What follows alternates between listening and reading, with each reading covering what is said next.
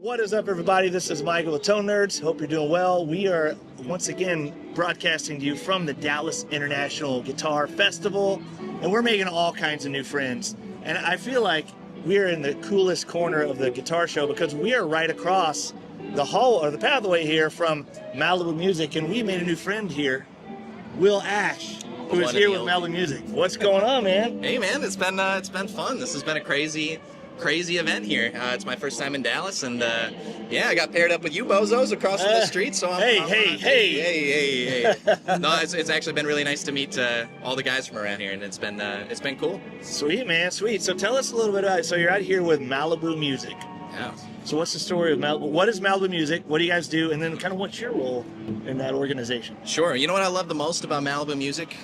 The name says it all. It's succinct. The alliteration, the two M's, you won't forget it. It's a shop in Malibu that has music, musical supplies, that is. We sell guitars.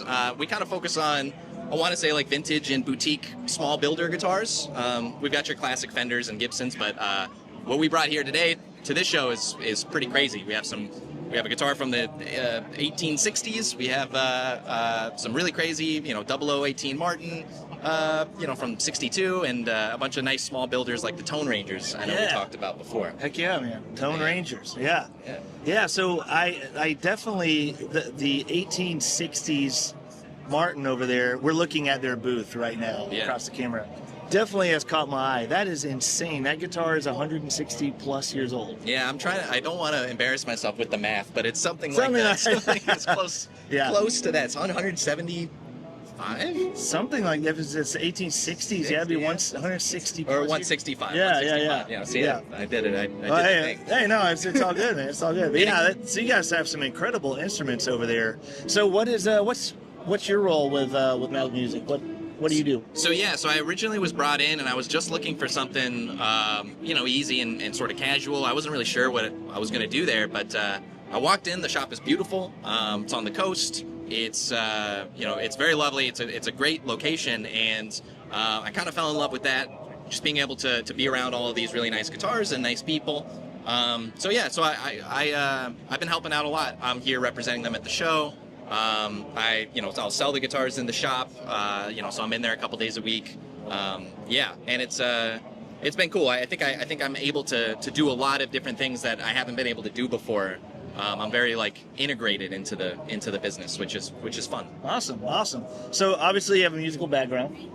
So tell us, how did you get into music? What inspired you to get into that? What's your musical journey look like? It's a quick, casual question about the musical journey. It's all right. You have 3 hours. I'll tell it in real time. I was born, and then 9 years old. I got my first guitar when I was 9. Okay. It was a birthday present, and that was the beginning of the journey. Yeah. And I think I got this little Epiphone SG. It was crazy. That's sick. I don't even really know why. I'll be honest. My dad played guitar, but I didn't grow up with him. Nobody else in my family played music, but something kind of drew me to it. Yeah. So I started doing that. A couple years in, I added the piano. My brother started the drums because I was playing guitar, and then I started playing drums. And at this point in my life, I'm old, and I've added, I'd call myself a multi-instrumentalist because I don't want to list them all, but I started playing the violin and the banjo and the lap steel and etc. So anything with a string on it. Yeah, and then piano. some. And piano. Yeah. So well, technically pianos have strings. That's true. They're all strings. Unless it's an electric keyboard, then I guess there's no strings there. So wow, I really. So you're right. One-trick pony. Yeah, It's all strings, man. That's right. I really can't play any brass or anything. I've never tried. I played recorder in kindergarten. Yeah, hot cross buns. Yeah, little hot cross buns. You know it, man. Sweet, man. Okay, so let's talk about. We are the Tone Nerds, first of all. So I like that. We're very into all things tone related, and a lot of that comes down to gear. Sure. And clearly, you have an amazing shop set up over there with some incredible instruments. You obviously have a little bit of an affinity for gear as well. I do. I wouldn't have described myself as a tone nerd, but the more I sit with you, the more it's starting to settle in. I kind of am. I kind of do. At this show, it's kind of awakened something in me, and it's probably dangerous, but I have to embrace it, man. I know.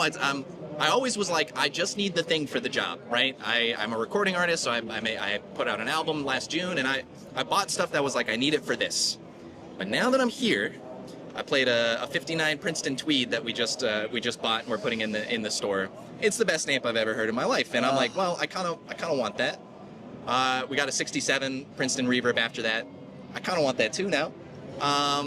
So yeah, so when somebody drops like, a 1.5 milli or something like that, I'd be happy to fulfill my tone dream. Yeah, absolutely. Well, while you're here at the show, you should go check out the Drew Berlin booth.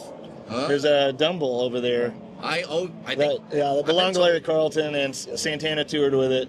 Just go get one of those too while you're at it, man. Might as well just add it on, right? Yeah. Just embrace the tone. Heck yeah. But I have learned that there's a lot of variants, a lot of difference. You can find the same thing from the same year, same guitar, same model, same everything, and they can be wildly different. So tone's really important when you're picking up your instrument. That's right, man. And it's funny, like just talking to musicians this week, young and old.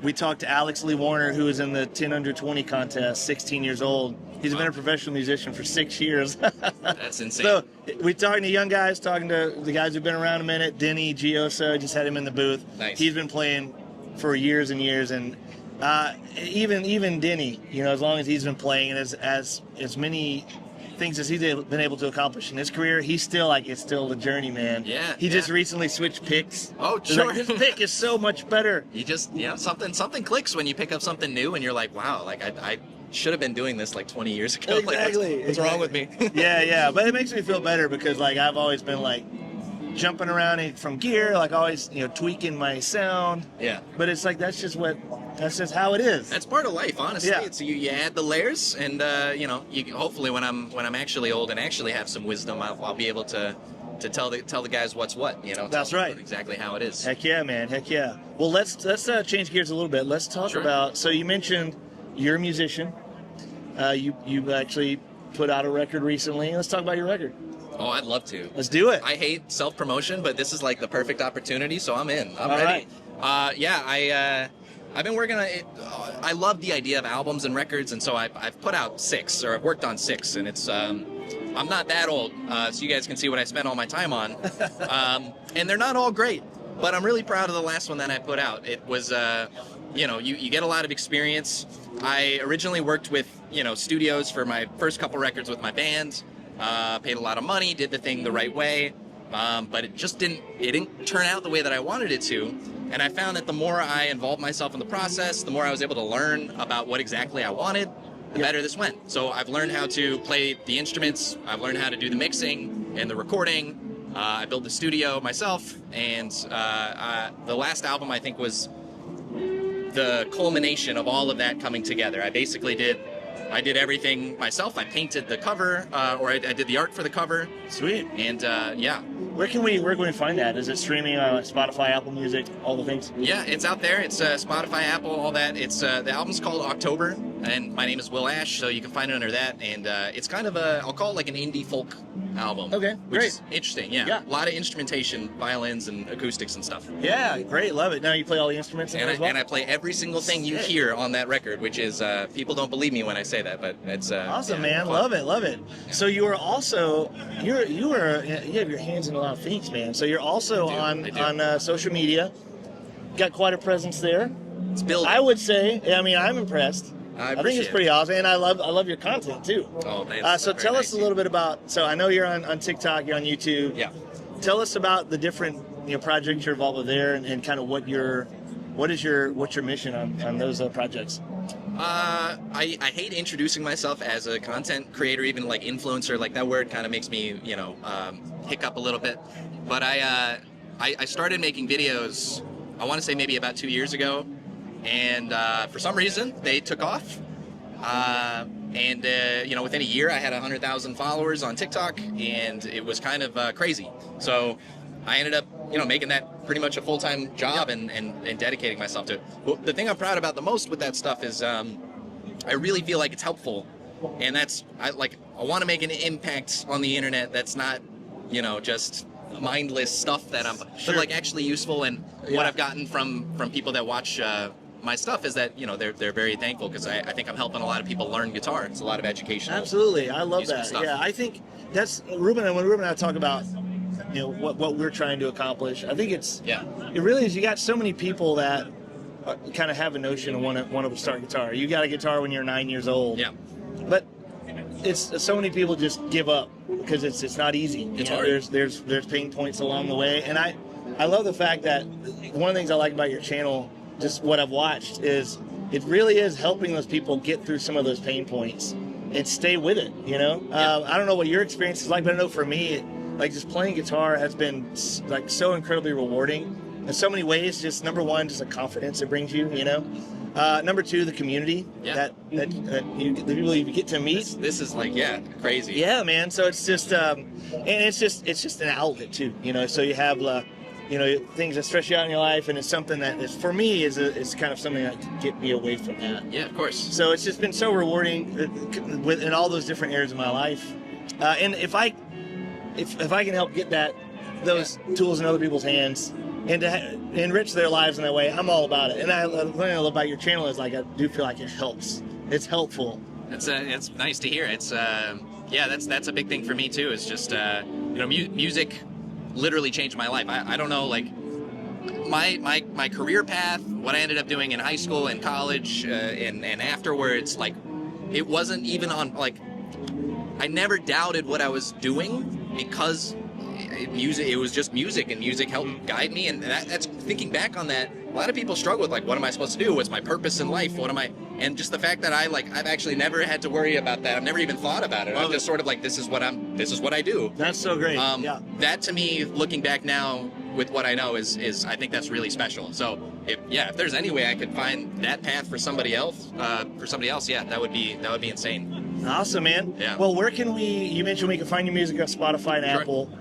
Where can we find more information on Malibu Music and more information on your work? Yeah, Malibu Music, we're out there. You can find our website, malibumusic.com.